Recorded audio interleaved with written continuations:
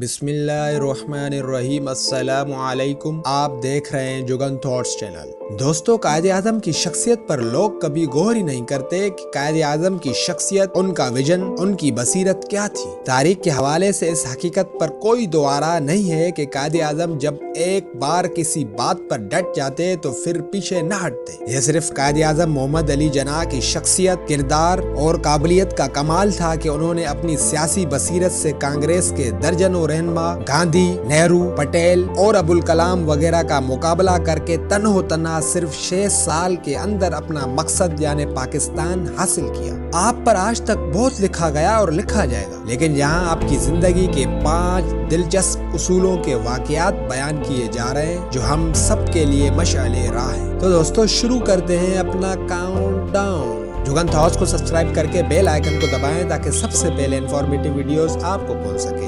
Number 5। दोस्तों, कायद आज़म मोहम्मद अली जिन्ना के नजदीक वक्त की क्या अहमियत थी, इसका अंदाजा आपको इस वाक़े से लग जाएगा। दोस्तों, वफात से कुछ अरसा कबल बाबा कौम ने स्टेट बैंक ऑफ पाकिस्तान का इफ्तिताह किया। ये वो आखिरी सरकारी तकरीब थी जिसमें कायद आज़म अपनी अलालत के बावजूद शरीक हुए और ठीक वक्त पर तकरीब में तशरीफ लाए। उन्होंने देखा कि शुरका की अगली नशिस्त अभी तक खाली है। उन्होंने तकरीब के मुंतजिमीन को प्रोग्राम शुरू करने का कहा और ये हुक्म भी दिया कि खाली नशिस्तें हटाई जाए। हुक्म की तामील हुई और बाद के आने वाले शुरका को खड़े होकर तकरीब का हाल देखना पड़ा। उनमें कई वुज़रा, सरकारी अफसर और उनके साथ साथ उस वक्त के वजीर आजम खान लियाकत अली खान भी शामिल थे और बेहद शर्मिंदा थे कि इनकी जरा सी गलती कायद आज़म ने बर्दाश्त नहीं की और ऐसी सजा दी कि कभी न भूली गई। नंबर 4। दोस्तों, वकालत में भी कायद आज़म मोहम्मद अली जिन्ना के कुछ उसूल थे जिनसे वो तजावुज नहीं करते थे। मसलन एक ताजिर एक मुकदमा लेकर आपके पास हाजिर हुआ और कहा कि मैं चाहता हूं कि आप इस मुकदमे में मेरी वकालत करें। इस ताजिर ने कायद आज़म मोहम्मद अली जिन्ना से उनकी फीस पूछी तो आपने फरमाया मैं मुकदमे के हिसाब से नहीं, दिन के हिसाब से फीस लेता हूं। मुवक्किल ने दरियाफ्त किया कि कितनी फीस। कायद आज़म मोहम्मद अली जिन्ना ने जवाब दिया कि 500 रुपए फी पेशी। मुवक्किल ने कहा कि इस वक्त मेरे पास 5000 रुपए है, आप 5000 रुपए में मेरा मुकदमा लड़े। कायद आज़म मोहम्मद अली जिन्ना ने जवाब दिया कि मुझे अफसोस है कि मैं ये मुकदमा नहीं ले सकता, आप कोई और वकील कर लें, क्योंकि मेरा उसूल है कि मैं फी पेशी फीस लेता हूँ। चुनाचा कायद आज़म मोहम्मद अली जिन्ना ने अपनी शर्त पर मुकदमा लड़ा और अपनी फरासत से मुकदमा 3 पेशियों में ही जीत लिया और फीस के 1500 रुपए वसूल किए। ताजिर ने इस कामयाबी की खुशी में पूरे 5000 रुपए पेश करना चाहे तो कायद आज़म मोहम्मद अली ने जवाब दिया मैंने अपना हक ले लिया है और जायद रकम लेने से इनकार कर दिया।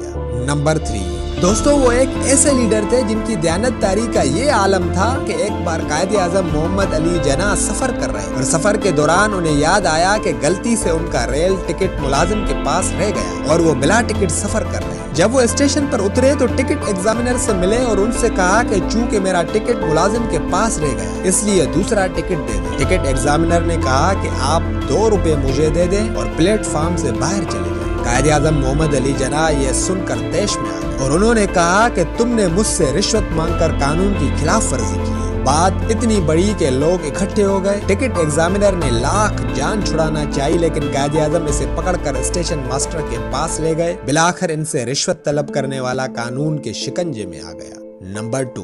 दोस्तों, अगर आपकी इंसाफ परस्ती की बात की जाए तो इस ज़मान में ये वाकया बहुत मशहूर है कि एक दफा आप गाड़ी में कहीं जा रहे थे कि एक जगह रेलवे ट्रैक बंद हो गए। आपका ड्राइवर उतरकर वहां पर मौजूद शख्स से कहने लगा कि गवर्नर जनरल आए हैं, ट्रैक खोलो। मगर हमारे अजीम लीडर और बानी पाकिस्तान ने फरमाया कि इन्हें ऐसे बंद रहने दो। मैं ऐसी कोई मिसाल कायम नहीं करना चाहता जो प्रोटोकॉल पर मबनी हो। नंबर 1। दोस्तों, एक मर्तबा सरकारी इस्तेमाल के लिए 37 रुपए का फर्नीचर लाया गया। कायद आज़म मोहम्मद अली जिन्ना ने लिस्ट देखी तो 7 रुपए की कुर्सियां इजाफी थी। आपने पूछा कि ये किस लिए है तो आपको बताया गया कि ये आपकी बहन फातिमा के लिए है। आपने लिस्ट में से वो काट कर फरमाया कि इसके पैसे फातिमा से ले लो, इसकी अदायगी कौमी खजाने से नहीं होगी। दोस्तों, शायर मशरिक अल्लामा मोहम्मद इकबाल ने मोहम्मद अली जिन्ना के बारे में फरमाया मोहम्मद अली जिन्ना को ना तो खरीदा जा सकता है ना ही ये शख्स ख्यानत कर सकता है। कायद आज़म ने दिखावे या पॉपुलैरिटी के लिए कभी कोई जेस्चर नहीं दिया। 3 मौकों पर उन्होंने सिर्फ ये याद दिलाया कि उनकी गर्ज क्या है। उन्होंने कहा मैं दुनिया की सब नेमतें देख चुका हूँ, मैं इनमें से कुछ नहीं चाहता। सिर्फ यह चाहता हूँ कि जब मैं मरूं तो मेरा ज़मीर मुतमईन हो कि जनाब तुमने मुसलमानों की खिदमत का हक अदा किया। एक अमेरिकी जर्नलिस्ट ने उनसे पूछा कि पूरी इंडिया जिसमें बांग्लादेश, पाकिस्तान और आज का इंडिया शामिल था, इसकी प्राइम मिनिस्टरशिप आपको ऑफर कर दी गई है, इससे ज्यादा तो कुछ नहीं हो सकता। तो उन्होंने कमाल का जवाब दिया। उन्होंने कहा, मैं तो कुछ भी नहीं चाहता, मैं तो ये चाहता हूँ कि कयामत के दिन जब खुदा के हजूर पेश किया जाऊँ तो वो मुझसे खुश हो जाए और कहे वेल डन मोहम्मद अली। कायदे आज़म मोहम्मद अली जना उम्र भर किसी से मरऊब क्यों नहीं हुए? क्यों उम्र भर कभी उन्होंने मदद नहीं मांगी? वो उम्र भर कमजोरी और मुतजलजल का शिकार क्यों नहीं हुए? लोग कहते हैं कि वो कोई बड़े अच्छे मुसलमान नहीं थे। लोगों को क्या पता है कि कुरान मजीद पढ़ते थे। जनाब मोहतरमा फातिमा जना जब कुरान पढ़ती तो वो उनसे डिस्कस करते थे। अगर ये सब नहीं पढ़ते और उनका अल्लाह पर गहरा यकीन न होता तो ये सब कैसे हासिल कर सकते थे?